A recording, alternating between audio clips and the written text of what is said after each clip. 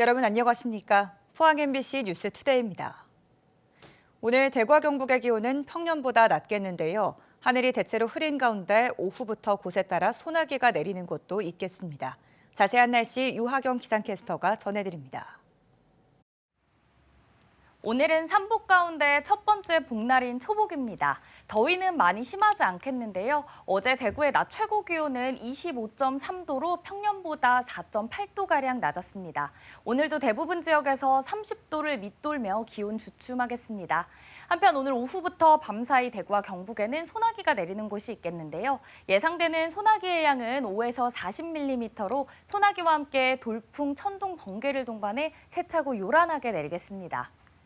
내일부터는 다시 장맛비가 내립니다. 북상하는 정체전선의 영향으로 내일 대구와 경북에는 5에서 40mm의 비가 예상되고요. 내일 곳에 따라 가끔 비가 내리다 저녁에는 대부분 그치겠습니다.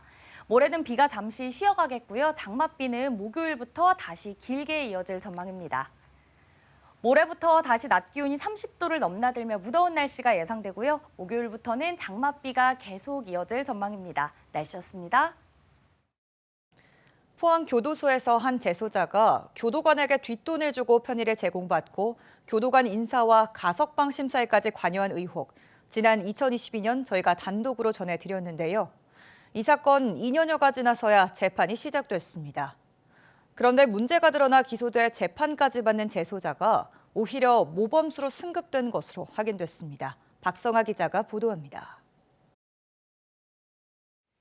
지난 2022년 포항교도소의 횡령 등의 혐의로 수감 중인 재소자 박모 씨가 교도관에게 금품을 준 사실이 드러났습니다. 뒷돈의 대가로 재소자 박 씨는 여러 특혜를 받고 교도관 인사와 가석방 심사에까지 개입했다는 의혹이 제기됐습니다. 이 같은 내용은 박 씨가 직접 적은 다이어리와 교도관 정모 씨의 통화 녹취 등에 그대로 담겨 있었습니다. 제가 중간에 받은 게 700만 원씩 5번 받는 거 이거 3,500만 원이고 3,500하고 이후 법무부 감찰과 검찰 조사가 진행됐습니다. 의혹이 제기된 지 2년 반 만에 검찰은 교도관 정 씨가 재소자 박 씨로부터 수백만 원 상당의 금품을 받고 휴대전화 사용 등의 편의를 제공했다며 이들을 재판에 넘겼습니다. 하지만 가석방 심사와 인사 개입은 없었다고 봤습니다. 그런데 당시 뇌물 사건이 드러난 이후로도 포항교도소에선 수상한 정황이 계속됐습니다. 문제가 된 재소자 박 씨가 오히려 모범수로 승급된 겁니다. 교도소에선 징벌 이력 등을 바탕으로 재소자의 등급을 심사하는데 박 씨는 이 일로 징벌을 받고도 1급 모범수로 등급이 올라갔습니다. 지금을 받고 그걸 사용한 애들은 2급수에다가 징벌 갔다가 3급수로 떨어졌어요. 근데 박는 1급수로 올라갔어요. 그러니까 저는 아직도 특혜를 주고 있다고 봅니다. 재소자 박 씨가 가석방 심사에 개입했다는 의혹을 뒷받침할 만한 또 다른 재소자의 증언도 새롭게 나왔습니다. 돈을 빌려줬는데 한 2, 3일 지났나? 정훈기님이 찾아와서 뭐 가석방 얘기를 하더라고요. 이제 아무한테도 얘기하지 마라 뭐 이런 식으로요. 이에 대해 포항교도소는 재소자 박 씨의 승급 사유는 개인정보에 해당해 답변하기 어려우며 사건과 관련된 다른 교도관은 없다고 밝혔습니다. 실제로 잘못된 사람들이 훨씬 많은데 그 부분에 대해서는 전혀 물어보지도 않고 뭐 이름이 나와도 덮는다는 느낌이었고. 형기가 2주 남은 재소자 박 씨는 모든 혐의를 부인하면서 출소 이후 불구속 상태로 재판을 받게 해달라고 재판부에 요청한 상태입니다. MBC 뉴스 박성아입니다. 경상북도는 올해 표층 수온이 평년보다 1도 정도 높고 고수온특보도 이달 중 발령될 것으로 예측돼 고수온과 적조 대비해 예산 28억 원을 조기 집행했다고 밝혔습니다. 이에 따라 적조 제거용 황토와 전해수 황토 살포기 등을 확보하고 양식장에는 냉각기와 산소 공급기 등 방제 장비 3,500여 대를 투입했습니다. 현재 경북 동해안 양식장 90곳에선 2천만 마리의 어류를 키우고 있으며 고수온에 취약한 강도다리가 전체의 84%를 차지하고 있습니다. 올해 대학 입시는 의대 증원과 무전공 선발 확대 등으로 그 어느 해보다 변수가 많아 수험생들에게 혼란스럽습니다. 하지만 중위권 수험생들에게는 대학 입시 전략을 잘 짜기만 하면 오히려 좋은 기회가 될 수 있다고 입시 전문가들은 조언하고 있습니다. 보도에 신병철 기자입니다. 올해 의대 신입생 모집 인원은 4,610명으로 지난해 3,311명보다 45.2% 늘었습니다. 대구 경북 의대 선발 인원은 575명으로 작년 351명보다 64%가량 증가했습니다.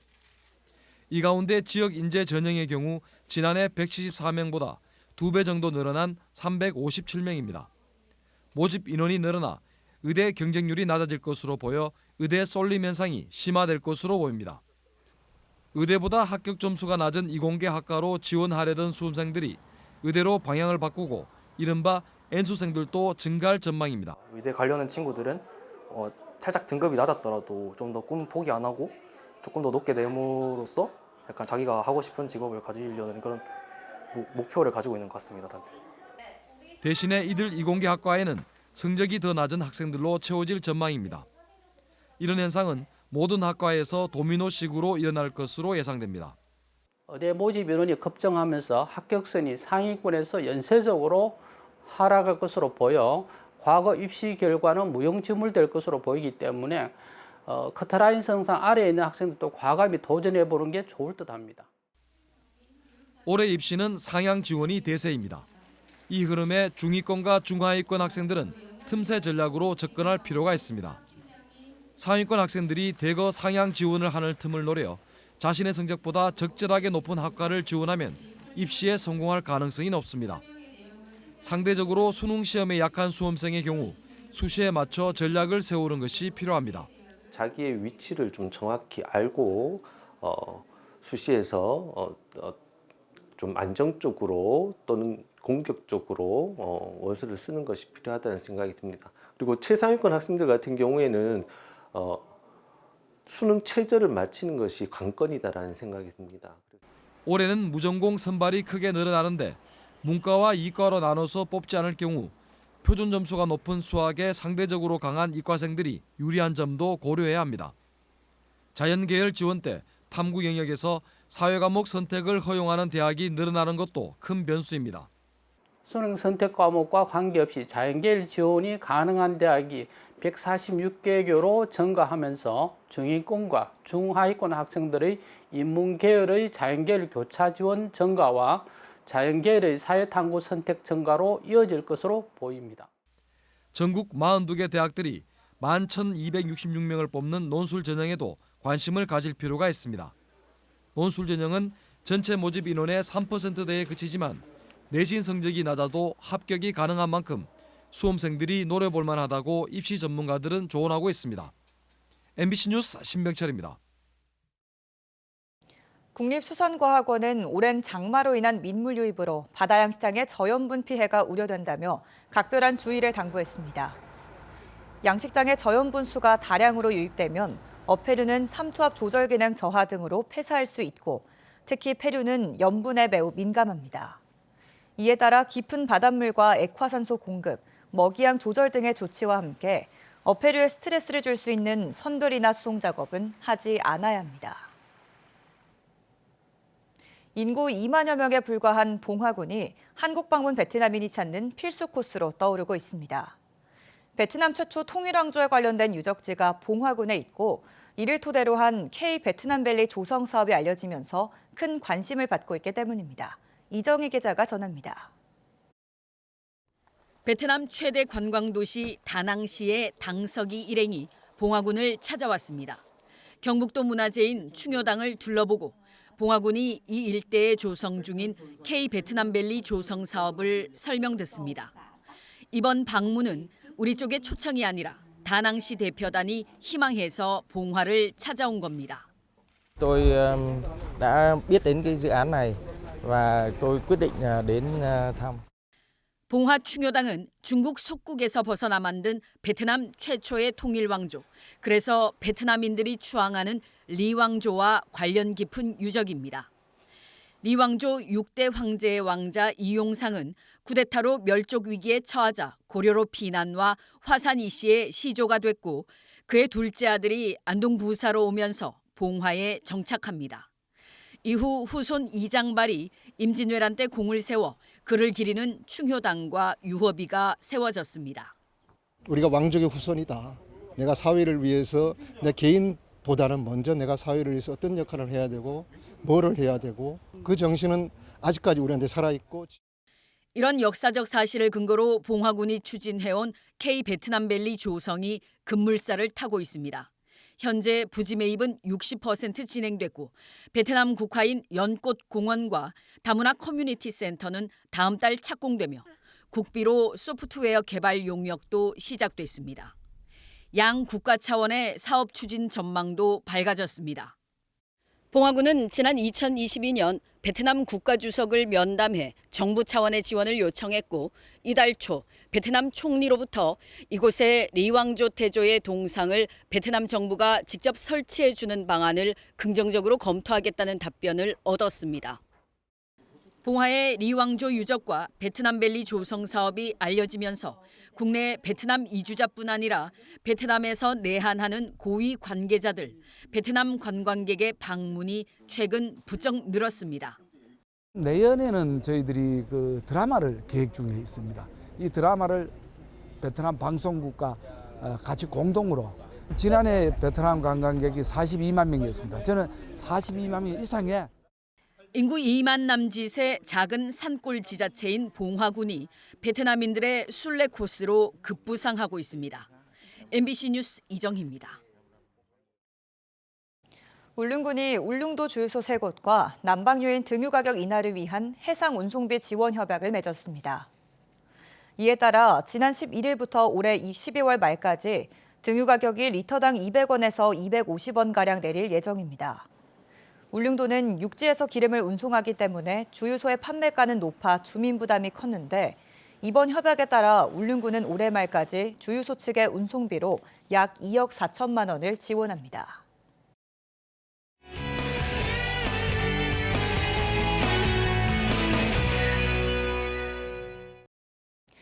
도내 50여 개 직업계고등학교가 참여하는 직업교육 박람회가 경주에서 열렸습니다. 특히 올해는 경북의 직업계고등학교로 처음 유학 온 동남아 학생들도 참여해 눈길을 끌었는데요. 최하영 MBC 청소년 기자가 전합니다. 이곳은 직업교육 박람회가 개최되고 있는 경주 화백 컨벤션 센터입니다. 경북교육청에서는 진로 정보를 제공하고 직업계고에 대한 인식을 개선하기 위해 이번 행사를 마련하였는데요. 온 오프라인으로 동시에 진행하고 있습니다. 박람회 현장은 홍보관과 글로벌관, 현장 채용관 등으로 구성되어 있는데요. 특히 글로벌관은 해외 우수 유학생 관련 내용으로 관심이 높았습니다. 저희는 베트남에서 온 해외 유학생입니다.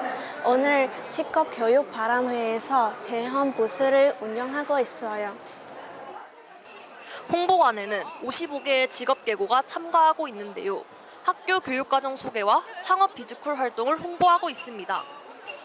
저희는 이번 직업교육 박람회 창업 비즈쿨 체험 부스로 반려동물도 사용 가능한 펫 아로마 테라피 만들기를 하고 있어요. 현장 채용관에는 45개의 기업이 참여하고 있는데요. 현장 면접을 통해 1,000여 명을 채용할 예정이라고 합니다. 고객님들께 서비스를 제공하는 경험과 식음료 제조 경험들을 토대로 이 호텔의 서비스 질을 향상시키는 데 많은 도움이 되고 싶어 지원을 하게 되었습니다. 경북 직업교육 박람회는 매년 개최되고 있는데요. 많은 학생과 학부모가 참여해 실질적인 도움을 얻고 있습니다. 오늘 박람회 현장에서 45개 기업에서 1,121명을 채용을 합니다. 그리고 우리 경북의 55개 특성화 고등학교마다 홍보부스를 운영해서 중학생들에게 진로 탐색의 기회를 줄 수 있는 축제장이 될 것입니다. 변화하는 미래사회에 직업교육의 비전을 제시하고 있는 2024 직업교육 박람회에 관심이 모아지고 있습니다. MBC 청소년 기자 최하영입니다. 포항 스틸러스가 지난 토요일 제주 월드컵 경기장에서 열린 제주와의 하나은행 K리그1 23라운드 경기에서 역전패를 당하며 나란히 승리를 거둔 김천과 울산에 이어 리그 3위로 내려앉았습니다. 포항은 후반 14분 홍윤상이 선제골을 뽑아냈지만 제주 헤이스에게 동점골을 허용한 데 이어 경기 종료 직전 유리 조나탄에게 페널티킥골을 내주며 1대2로 졌습니다. 이날 경기 전반에 주전 선수들을 쉬게 하며 체력을 비축한 포항은 오는 17일 수요일 FC 서울을 포항으로 불러들여 코리아컵 8강전 단판 승부를 치릅니다. 포스코가 세계 최고 수준의 제철 기술을 발전시키고 이를 전수할 직원에게 부여하는 명장에 3명이 선정됐습니다. 올해 선정된 명장은 포항 안전방재그룹 서정훈 과장, 포항 EIC 기술부 이원종 파트장, 광양 재선설비부 정원채 파트장 등 3명입니다. 포스코에서는 지난 2015년 제도를 도입한 이후 올해까지 총 28명의 명장이 나왔습니다. 울릉군이 정부에서 뽑은 가장 살기 좋은 농어촌으로 선정됐습니다. 대통령 소속 농어업특별위원회는 최근 실시한 시군별 농어촌 삶의 질 지수 측정에서 울릉군이 1위를 차지했고 인천 옹진군과 충남 청양군이 뒤를 이었습니다. 농어촌 삶의 질 지수는 농어업특별위원회가 시군별 삶의 질을 시각하기 위해 개발한 지수로 경제와 보건복지, 문화 공동체 등 5개 영역을 평가한 수치입니다. 경북도교육청이 프랑스 대학 입학 시험인 바칼로레아 수업을 본격화하기 위해 국제 바칼로레아 기구 협력 각서를 체결했습니다.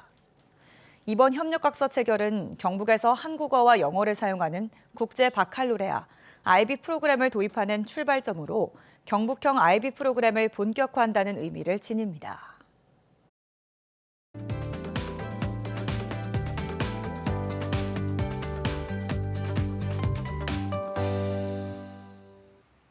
오늘은 삼복 가운데 첫 번째 복날인 초복인데요. 더위는 심하지 않겠습니다. 어제 대구의 낮 최고 기온 25.3도로 평년보다 4.8도가량 낮았습니다. 오늘도 대부분 지역에서 30도를 밑돌며 기온 주춤하겠습니다. 한편 오늘 오후부터 밤사이 대구와 경북에는 소나기가 내리는 곳이 있겠는데요. 예상되는 소나기의 양은 5에서 40mm로 소나기와 함께 돌풍, 천둥, 번개를 동반해 세차고 요란하게 내리겠습니다.